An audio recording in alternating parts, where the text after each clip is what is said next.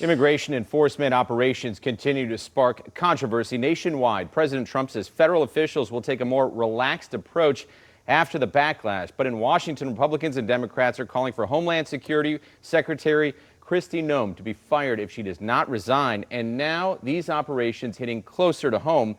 Outrage in Ypsilanti over alleged ICE enforcement leading to parents being detained at school bus stops. The superintendent of Ypsilanti Community Schools sending a letter to parents confirming some parents were taken into custody near school bus stops during drop-off times.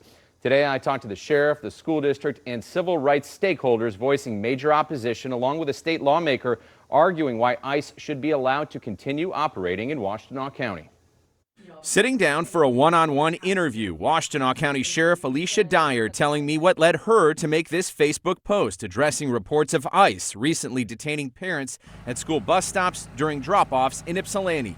Following parents when they're dropping off kids at school or leaving school or going to bus stops should also be off limits. Dyer says she supports Senate bills aiming to protect sensitive locations like hospitals, schools, and places of worship from ICE operations targeting those in the U.S. illegally. While ICE has not come on school grounds in Ypsilanti, she says she's still troubled over impact on immigrant families, even sharing this letter I also obtained from Ypsilanti Community Schools. There's been a lot of fear, understandably, around this. In the letter, the superintendent spelling out they do not share info with ICE nor allow access to school property without a valid court order or warrant. Parents being urged to update emergency contact info in the event a parent is detained.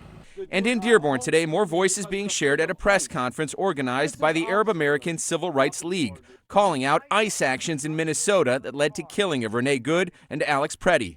The great Martin Luther King said that any injustice anywhere is a threat to justice everywhere. This is exactly what we're here for. We have an obligation to the community. We have an obligation to our citizens, to our constituents, to stand here and say enough is enough.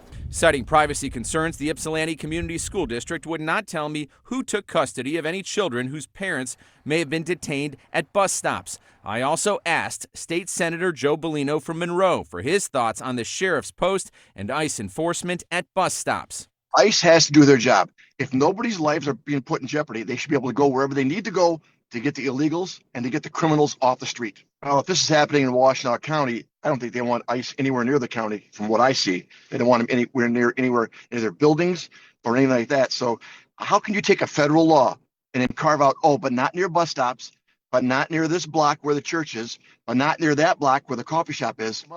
We got to pick them up somewhere. We pick them up where we know they're going to be, and that's how you do it. Earlier, I reached out to a spokesperson for ICE here in Metro Detroit to get more answers about enforcement at bus stops and to get a response to school district concerns. I am still waiting to hear back. Tough times. All yes. right. Still